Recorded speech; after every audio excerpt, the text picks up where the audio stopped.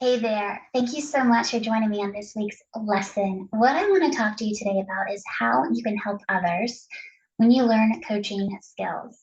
First of all, I'm sure you might be thinking, well, what exactly are coaching skills, right? And if you're not familiar with coaching, that can be something too. That's a whole different vocabulary to learn. What I want to give you today in today's lesson is a sneak peek into what we teach through my certification program. It's faith-based, it's Christ-centered, and what we do is certify people to become Christian coaches. And our program is accredited through ICF. And what that means is we follow the industry standard core competencies for coaching. What I want to do is give you an inside look so you can actually practice a few of those today.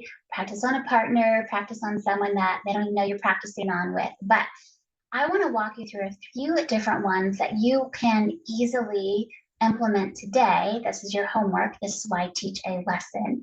I call these lessons instead of a podcast or a channel, but I want to help you have better relationships. That's what it's about, right?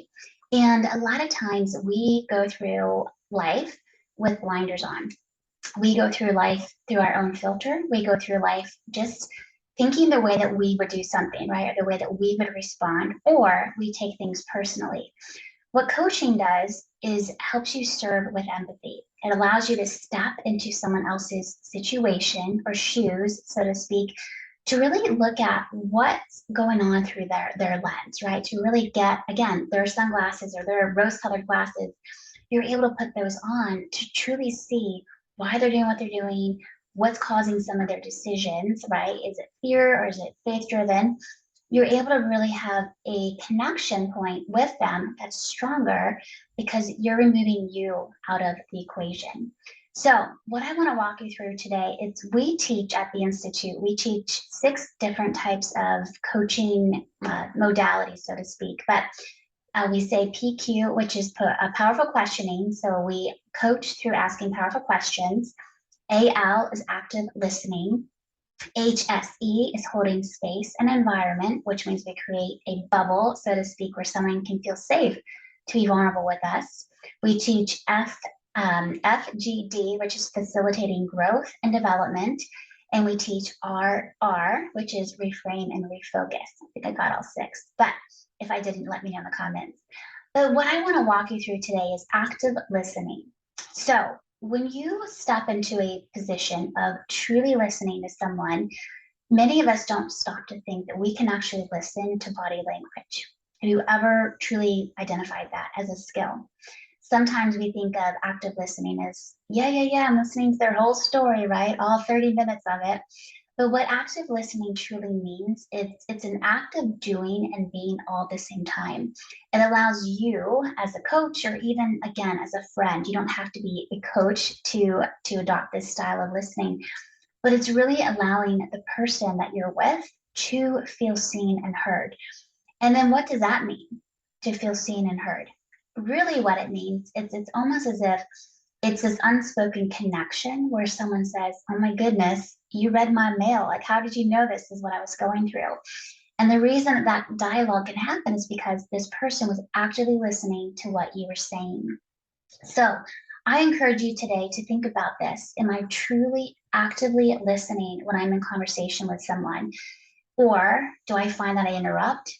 Do I find that I make too many gestures, so to speak? Sometimes that can happen where it throws the talker off guard, because if you're like, right, it helps them, or it can make them feel like they're less focused, or that you're not truly listening.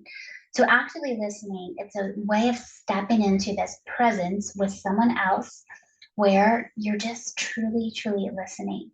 We teach so many ways to do this. We extend it where we then get into how can you couple that with powerful questioning? How can you, couple that with then helping someone feel heard, seen, and valued? We use a lot of different methodologies there, but active listening is step 1. So my encouragement for you is to pick someone, maybe it's your partner, maybe it's a stranger, but just practice, okay, thinking to yourself as someone's talking with you, am I actively listening, right? And then what that means, it's you're looking for what they're telling you. You're actually experiencing it with them. So if someone, I love to use this example that, let's say someone just got back from a very, very beautiful vacation, right? And they're so high in the emotions of this because vacation mode is so good because it gives us out of our life mode or busyness. So that moment for them, they're expressing a lot of excitement, a lot of detail, right? They're giving you every detail about their trip. They may describe the airplane ride, or maybe it was a cruise ship, or maybe it was just a trip in the car, right? They're going to be very, very vivid in the details, almost as if you're really actively listening, you're right there with them, right? Almost as if you can visually see everything that they truly experienced. So I encourage you to practice that because it is a game changer. Because what happens is when you're actively listening, you start to communicate differently with someone. It allows you to not really need to interrupt, right? To ask another question. Because when you let someone have that space, let's say 5 minutes, you let them talk, they will fill up that 5 minutes. And it is something that they walk away with feeling so held, so heard. They feel seen. And that's a missing thing in today's world, right? We are so foreign to each other because we see each other through a screen or through the text messaging. So the verbals, those get lost in the shuffle. You know how many times we talk about with emails or messaging or text messages or emojis, like the tone is missing. So if you can practice, am I truly, truly actively listening to someone, you will start to see your relationships improve. So I hope this is helpful. I encourage you to put this to work today. Let me know in the comments how this turns out for you, because this is step one. I'm going to do a series, the next couple of lessons. Remember, they're lessons. I want to do a really big rollout to give you some more experiences, how you can actually start to learn these and implement these, as well as become your own coach to yourself. That's what it's about too. Are you truly coachable, where you're wanting to learn how to do something different to improve your relationships? So I will see you on the next lesson.